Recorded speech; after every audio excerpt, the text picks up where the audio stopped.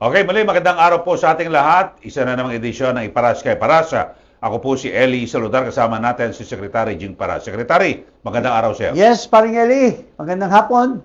Magandang araw sa ating mga mahal na mga kababayan all over the world. Alam ko, ang dami sa inyo dyan sa mga iba-ibang parte ng mundo, mga iba-ibang bayan, no? Mga syudad, all over the world, hindi kayo nasisiyahan sa nangyayari sa ating mahal na Pilipinas. Alam niyo naman, sa mga binitawan ng mga salita ni Saldico in his video, ay talagang mangangatog kayo sa inuupuan nyo. Dahil na-pinpoint niya talaga ang tunay na magnanakaw di umano ang presidente ng Pilipinas. At alam ko kayo lahat dyan ay naniniwala.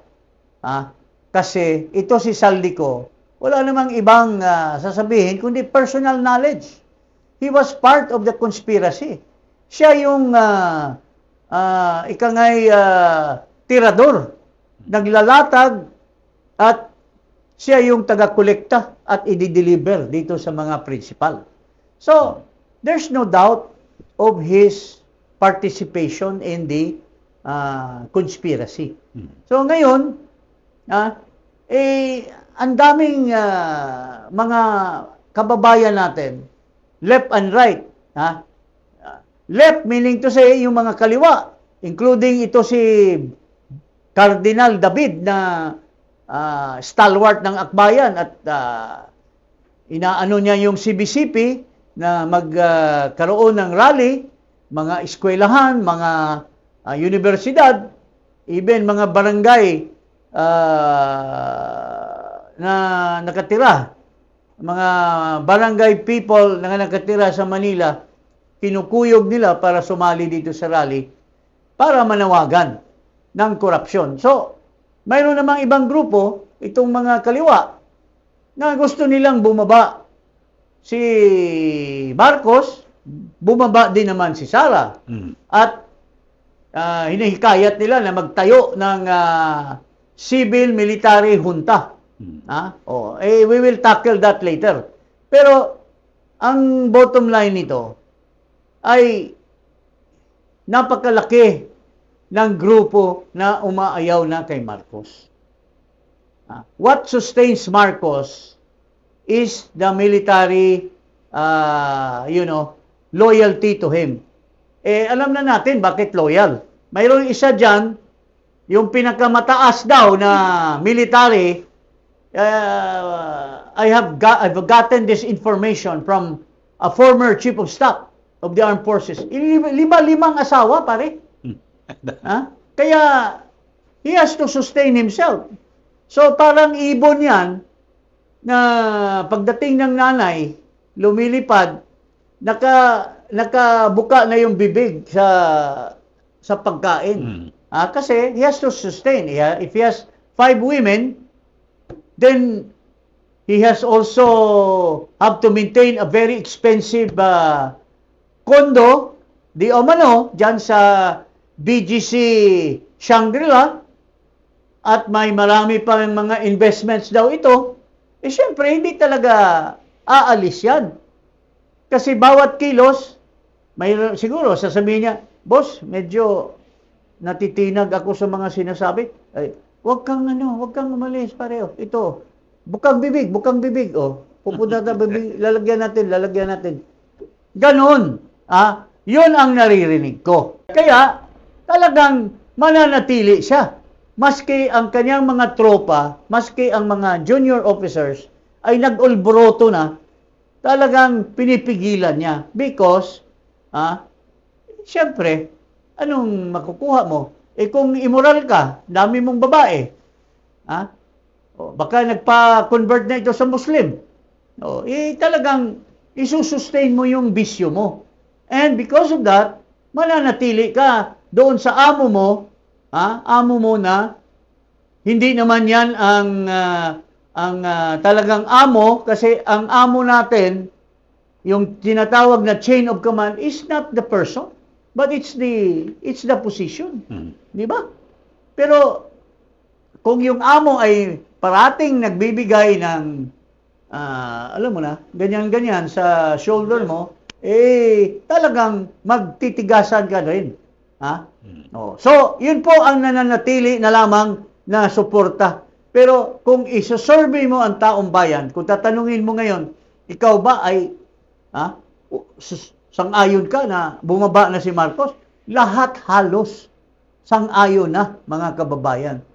Pero dahil dito, iilan ng mga nakikinabang kay Marcos, itong dilawan, maski yung kanilang napaka-maayos na personalidad, yung kaibigan ng aking kaibigan na si Eli, yung mayor ng isang syudad sa Bicol ay bubitaw na. Kasi ang bagong presidente ngayon, itong obscure na congressman dati, kasama ko sa Congress, na walang chance manalong senador, pero takbo ng takbo. Tapos ngayon pala, siya na palang naging presidente dito sa Liberal Party. Pero sinisiraan ang ating vice-presidente. Wala daw kakayahan. Wala raw kakayahan. Wala daw kakayahan na maging vice president. Ito, pakinggan natin ito. Kaibigan ko ito Kasama ko ito sa Congress. Although, sidekick lang ito ni Butch Abal at sidekick lang ito ni Noynoy Aquino. Ito muna, si Congressman. Ang pangalan nito? Erin Tanyada. Erin Tanyada. Sige. Sige. Pakinggan natin yung pinagdadaldal nito. Vice President Sara Duterte on Tuesday said she is ready to assume the presidency should President Ferdinand Marcos Jr. step down. She said, quote, "There is no question to my readiness." But you said in a previous interview that you do not favor Vice President Sara to take over. Why is that? Well, her track record in the Department of Education, no? And then questions on her integrity with regard to the confidential funds. So that's why there was an impeachment filed against Sara last December, and I think it will be filed again this coming February, as indicated by the Supreme Court that would be the period that would be allowed. So questions of accountability has not yet been answered with regard to the charges against Sara Duterte with regard to corruption and her stint as Secretary of Department of Education. Wow, hindi ko alam kung naging abogado ba ito alam ko lang dito stalwart ng liberal ito si paring Erin Tanyada. Pero presuming that he's a lawyer, he doesn't speak like a lawyer. Can you imagine speaking about accountability, speaking about the non-fitness of the Vice President to become President on the basis of haka-haka lamang. Unang-una, as of today, as of this hour, there is no charge against the Vice President. If there are charges, there are no basis as of yet. Unang-una, may charges siya sa ombudsman. She is immune from suit until such time that the charges will ripen into something that they can claim na she has liability, criminal or otherwise. There is nothing to say. Tapos impeachment daw. Para namang hindi ka abogado, Erin. There's no impeachment as of now. Because the Supreme Court has declared the impeachment filed by the House of Representatives as invalid, unconstitutional. So until such time that you will file in February. But do we have a February? We don't know. Tapos sasabihin mo unfit siya for Vice President, for President. You know, the issue of the Vice President becoming President is not sought by her. It is in the Constitution that whenever the president is incapacitated or has died or has been ousted for criminal or whatever by impeachment, then the vice president will take over. So, yung malinaw yan, Secretary. Under the 1987 Philippine Constitution, the mandate of the Vice President becomes very clear when the President resigns, is removed, dies, or become permanently incapacitated. So, maliwanag. So, ibig sabihin, mandato, kaya nga ang tawag sa mga Vice Presidente, reserva eh. Pag nawala ang Presidente, matik siya. Ang Kasi Presidente. pag tinanong ka, are you ready to take over? Well, anong sasagutin mo? I'm not ready. Oh, you are mandated by the Constitution. Kasi hinalal ka. Alam mo, Erin Tanyada, kung talunan kayo, 8 diretso, talo pa, sasabihin ko na lang, natalo si Ginang Lenny, ang laki ng respeto ko dyan. Si Paring Eli, kaibigan niya. Pero natalo eh. Natalo din yung si Kiko. Brad ko yan sa fraternity.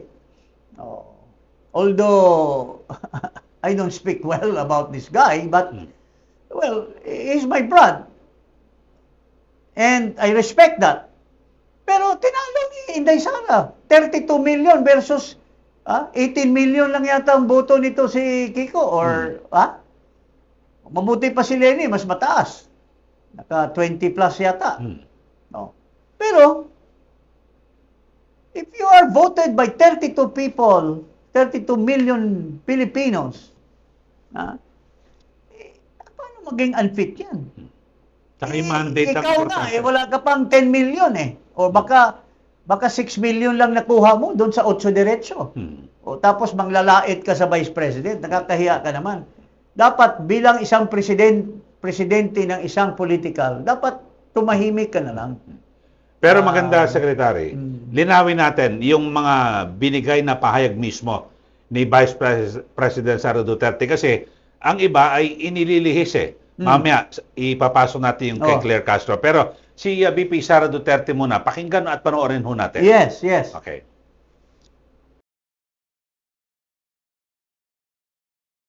Readiness. I presented myself to you when I was a candidate for Vice President. With the understanding that I am the first in line in succession. Pinresenta ko sa inyo, tumakbo ako bilang Vice President, pinresenta ko sa inyo yon ang sarili ko at alam ko na first in line ako sa succession. Wala nang tanong doon kung ano ang gagawin ko. Yun ang mandate sa akin ng Constitution. At alam ko yun. Nung ako ay tumakbo at binoto ninyo ako. Yun ang mandate ng Constitution. Pag tinanong ka, alam nga naman sabihin mo, I'm not ready. Hindi na raw tanong, hindi na issue eh. You will be reneged on your duty as a Vice President if you will not succeed when there is vacancy. Pero hindi niya pinagpapilit yung sarili niya na sasabihin niya, dapat bumaba ka Marcos o dapat palitan ka Marcos. Wala siyang sinasabing ganyan. In fact, the Vice President has been very quiet about what's going on with the country. Although she's conscious that nilulustay ang pera natin ng mga magkamag-anak na mga magnanakaw. Pero he has never commented against the President on the issue of his resigning or stepping down. He has been quiet about that because after all, at the end of the day, if the people really wishes it and maging sensitive naman sa hinaing ng tao itong bangag na ito, talagang magsasucceed si Vice President.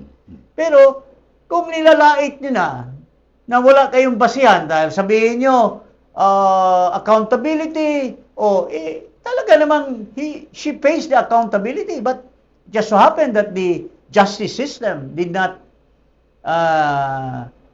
go along with your wishes. Yung kayong mga yellowish at saka pink pinklawanish. Oh, at saka lalo na itong mga kaliwa. Mga akbayan, mga bayan muna. Yung bago ngayon, grupo nila, Artikulo 11. Artikulo 11 or itong mga Nagsama-sama. nagrarally ngayong November 30 at pababain daw nila si Marcos, pababain si Sara. Klaro-klaro, ano bang objective nitong mga komunista at mga kaliwa? At itong mga akbayan, lalo na yung bishop na klarong-klaro na namulitika, itong dating bishop na cardinal na ngayon, klarong-klaro na nakikisawsaw sa politika. I mean, he have violated the division between the state and the church. Pero pinapalabas mo, kumakampi ka kay Marcos by trying to put cold water on the statement of Saldico. Nakakahiya ka naman, David. But anyway, ang gusto nito, kung sa Bisaya pa lang, dawat limpyo. Ano bang dawat? Is to receive with open arms. Hindi naman pwede yan. Kayong mga kaliwa, hindi naman kayo electable. Yung Okay. mga kandidato pagka senador, yung Di Guzman. Leody Di Guzman at saka itong Espiritu, kung ano-anong pinagdadaldal. Pumipili daw sabi ni Magalong, ay gusto ko si Ramon Ang. Totoo naman. Tayo, humahanga tayo kay Ramon Ang. At he is one of the best businessman who's very open to supporting mga social programs of government. Cleaning the Pasig River, yung providing good facilities for the people. Pwede yan. Pero ayaw ng tao Hindi naman natin mapipilit. Tapos gusto niyo, you'll take advantage of the situation by advocating for a junta, a civil-military junta, which is not within the Constitution. Why are you doing that? Because you want to take the opportunity na you'll take advantage pag nabagsak si Marcos, nabagsak si Sara, akala nyo kayo. Hindi naman. People will reject you because you are nothing but panggulo lang ng bansa natin. Di ba, paring Eli? So gusto nila silang maupo. Silang maupo. Kasi ang isinusulong nitong Artikulo 11, yung mga kabayan black at mga kaliwa, ay yung People's Transition Council. Sila raw ang uupo. Paano tayo nakakasiguro? Hindi naman kayo electable. Tsaka bukod dyan, Secretary, paano tayo nakasiguro na mapapalagay tayo sa mabuting kamay? Kung Actually, sila, nag-attempt na itong mga luko-luko na ito noong panahon pa ni Duterte. Papalusutan sana si PRRD ng parang agreement, interim agreement, na pinupost nitong may pagka-komunista din na cabinet secretary at saka yung mga kasama niya na mga nag-negotiate. Nakita kagad ni PRRD kasi nakalagay doon sa interim agreement na makihati sa governance. Tama. Nasa utak na ito ng mga komunista ever since. So ngayon, tingin nila that they will have the opportunity to do it because nagkakagulo, they'll take advantage of the chaos. But, the people will not accept if it's not within the constitutional bounds. And the vice president is the successor.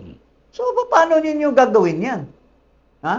Dapat lumaban sila ng patas. Oo. Dito makbo sila. Di magka-civil war tayo, magkapatayan tayo niyan.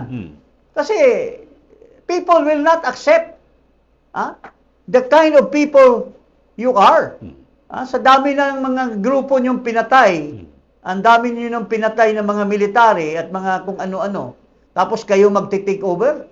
Alam mo, sinuwerte na nga sila noong panahon ni Duterte. Kasi binigyan sila ng cabinet position Yeah. at ilang pwesto. Pero ang tunay na kulay lumalabas. Kaya sinipa sila ni Kasi Duterte. dire-diretso pa rin yung pagpapatay, di ba? Pang-aambus. Oo. Nagalit doon si Pangulong In Duterte. fact, sila na dapat ang magdusa against crime of humanity, against humanity. Dahil yung mga na-dig up na mga bones, na-dig up na mga graves, ha?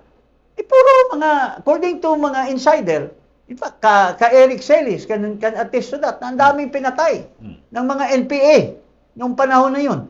Oh. Tapos, hindi ba kayo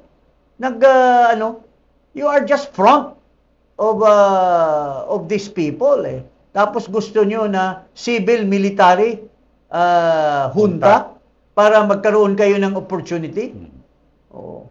Nung una, bayad kayo ni Marcos kasi ayaw nyong magsalita na Marcos resign. Ngayon, nakita niyo yung opportunity na ang tao gusto nyong sumampa sa kalesa. Oh, tapos isasama niyo si Sara, kung talagang desidido kayong pabagsakin si Marcos, hayaan niyo kung mayroon kayong kaso kay Sara, let it be in a proper forum. Na-dismiss yung kaso nyo. Tapos ngayon, haka-haka lang, 32 million votes ang nakuha ng Vice President. Tapos, tanggalin nyo lang. Kayo nga, hindi nga kayo mananalo itong Di Guzman. Ilang beses na ito tumakbo. Lagi Yung Culminares, ilang beses na tumakbo ito. Yung Espiritu, ilang beses na tumakbo yan. Ha? Nanalo ba kayo? Wala kayong mandate because people do not want you because you're violent. Ipaso natin to panawagan ng Kabataan Party List. Itong, naging legal sila dyan sa Congress. Ha? Ito, pakinggan mo itong Si komunista na ito. Rene Co. Ito yung mga tinitestify sa Senate, presided by Bato, na mga nagre-recruit ng mga NPA. Doon sa University of the Philippines. Isa siguro ito. Anong mga nananawagan na magkaroon dapat ng resignations ng nasa highest position, si President Marcos Jr. and si VP Sara Duterte, may nananawagan din na may People's Transition Council na itayo kapag nag-resign sila. Siguro gusto ko lang pong bigyang linaw dahil may mga umuunlad ang diskurso, no? Hindi po unconstitutional ang pagpanawagan na mag-resign si President and Vice President. Hindi rin unconstitutional yung pagkakaroon ng People's Transition Council. Now, ayon po sa Article 7 of the 1987 Constitution, no, kapag nag-resign ang President and Vice President, magkakaroon ng acting President. At kung ang resignations nangyari 18 months before the presidential elections, kailangan nilang magbasa ng batas na may special elections at magdaos ng special elections within 4 to 5 to 60 days. Ano ba ibig sabihin nitong lahat?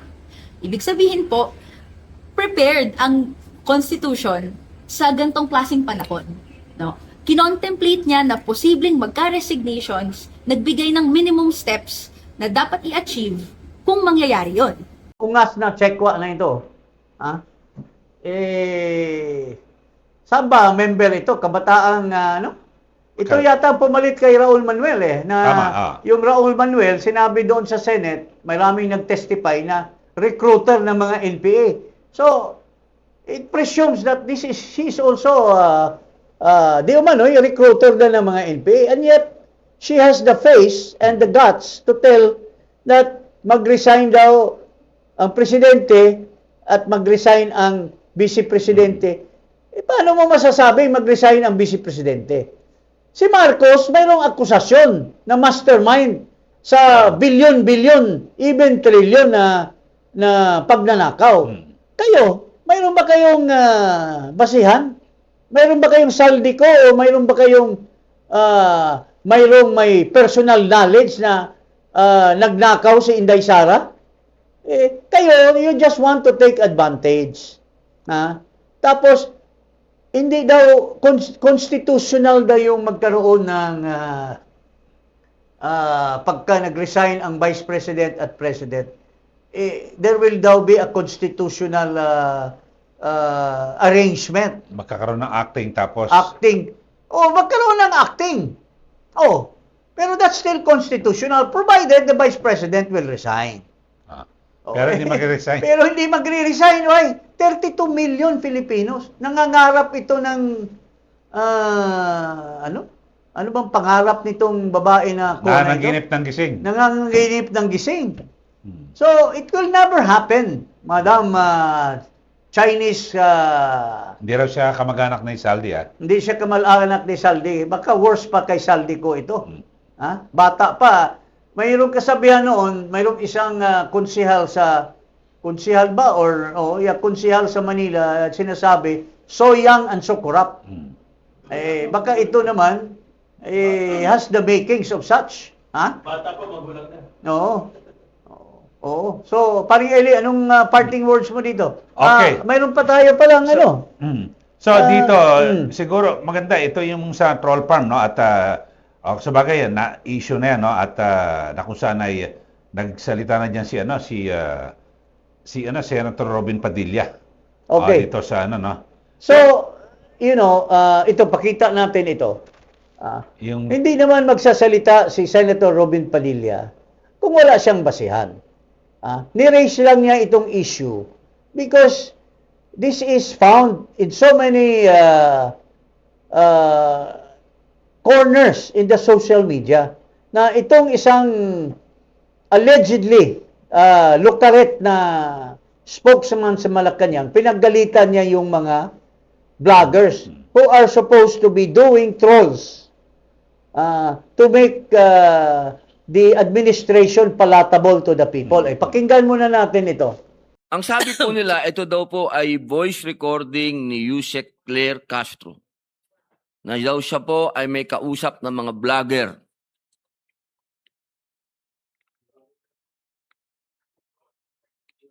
So hindi po, sa inyo po hindi galing sa kanya. Opo. Instead of naming somebody that we're not sure of, why don't we send it to the NBI for voice print? Imbis na nanguhula tayo, nagbabanggit tayo ng pangalan. Because We're I mentioning cannot- the name of Yusek or Attorney Castro. It's unfair for her. I-print nyo na lang sa voice print na lang sa NBI.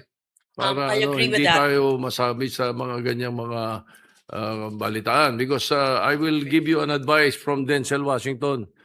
Sabi niya, if you don't listen to the news, you're uninformed.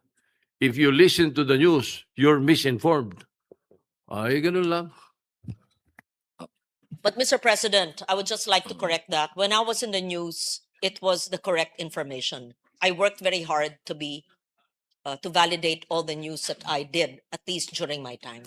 But regarding the request of Your Honor, Senator Padilla, I would not be in a position to ascertain the authenticity of the voice, and I would recommend the suggestion of the Senate President to please give that tape recording to the NBI for authenticity. Opo. And therefore, we leave it at that. The voice print and the authenticity of the recording kasi madaling i-splicing ngayon yan. Yes. Madaling Yes. So gawin I yan, would not say it's true. I would not say it's AI. Let the experts determine that. Opo. Kaya po natin tinatanong po yung ating tiga Pico kung may alam po sila dito. Sasagimin lang mo naman nila kung oo o hindi. Yun lamang naman po. Opo. So kung meron pong kumpirmasyon na hindi po sa inyo galing ito, meron din po tayo kasing isang video na inaamin po ng ating Pangulo na merong troll. Pwede po bang papalabas po natin yon? 2016 pa malayo pa tayo.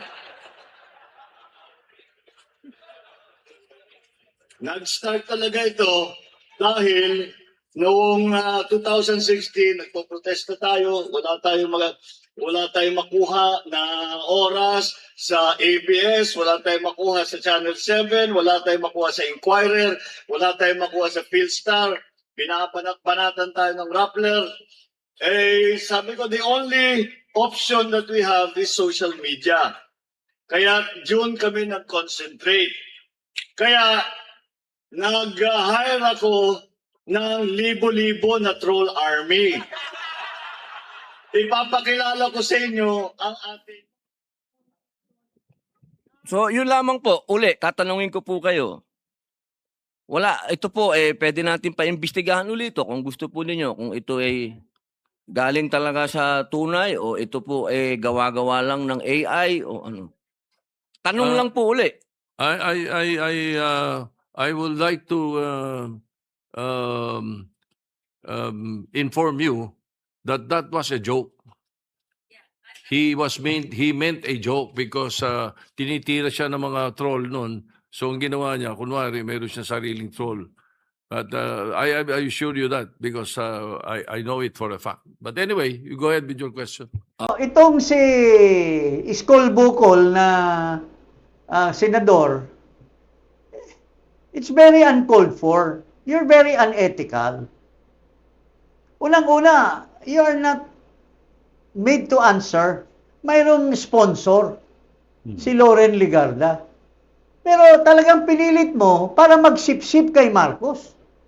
Klarong-klaro doon sa pinakita ni Senator Ruben Padilla na talagang honest to goodness yung sinabi ni Marcos that dismayado siya nung 2016 election when he ran for vice president. Talo siya ron. Oh. Pero ngayon, may opportunity siya, marami na siyang pera, nakalap dahil sumama si vice president sa kanya as vice presidential candidate. Nagkaroon siya ng headway in terms of survey, parang headway. Oh. Pero hindi pa rin siya akseptado sa social media, sa mainstream media. Kaya kumukuha siya ng troll, and that's not a joke, Mr. Iskol Bukol. Walang hiya mo talaga, Iskol Bukol. Wala ka naman, parang sumipsip ka lang talaga, halatang-halata na siguro may pinakal na kalaki-laking tulong sa iyo si Marcos, kaya kayong dalawa nung isang sidekick mong kuratong, wala ka, you're very unethical for a Senate President who is just supposed to comment when called for. Si Loren Legarda ang sponsor. Hindi ka man tinatanong, pero nag-volunteer ka. At saka wala kang personal knowledge, hearsay yung sinasabi mo. Unang-una, kandidato ka sa kabila noong 2022. So paano mo masasabing nagjo-joke when you were even criticizing Marcos and Inday because you were the vice presidential candidate against vice president, and your partner in whatever na hindi neutral dyan sa Blue Ribbon was running for president. So, paano mo masabi na joke? Talagang pinilit mo para lang maging relevant ka sa pagsisipsip kay Marcos Jr. Walang hiyaan na yan, Soto. Ano ka ba? Ito, tsaka nilinaw po ni Senator Robin Padilla na hindi niya inaakusahan, kundi tinatanong lang ni Senator Padilla si Attorney Claire Castro tungkol diyan. At biglang bumelta, 'di ba, si Jose Claire Castro. Si Lucaret. Binira niya, ito may sagot ngayon, pinakabago ho ito. Nasagot ito pong si Senator Robin Padilla. Sabi, Chairman po ako ng Senate on Public Information and Mass Media. Trabaho ko po ang tanungin kayo na nasa public information, hindi akusahan. Kanya-kanya po tayong mandato, kaya wag nyo akong paandaran ng mga pasakali nyo. Siguro mas maganda, pag nag-hearing, ipatawag ni Senator Rebil. Patawag yan, once and for all, kasi feeling nitong Lucaret na babae dyan, high-handed siya masyado. As if she is untouchable, kasi ang balita ko dyan, hindi naman gusto ni Marcos yan Dahil nasisira si Marcos sa mga mayroon dyan yung isang babae dyan sa Malacanang na palaban, walang pakialam kung anong sasabihin itong Lucaret na ito. So she is really the hatchet man of that woman there na mas mataas pa kay Marcos. Oo. So si Mamsi ba? Mamsi? Ikaw kapero ha? So dito ho mga kababayan ay talagang hindi yung mga yung mga akusasyon. Siguro abangan na lang natin yung mga susunod na na tapos mangyayari. Isa pang babae na kasabwat nila ay Erin Tanyada at nakatungtong lang sa house kung ano-ano ng mga pinagdadaldal. Pero mga kababayan, hindi pa rin tumigil sa kanyang bisyo.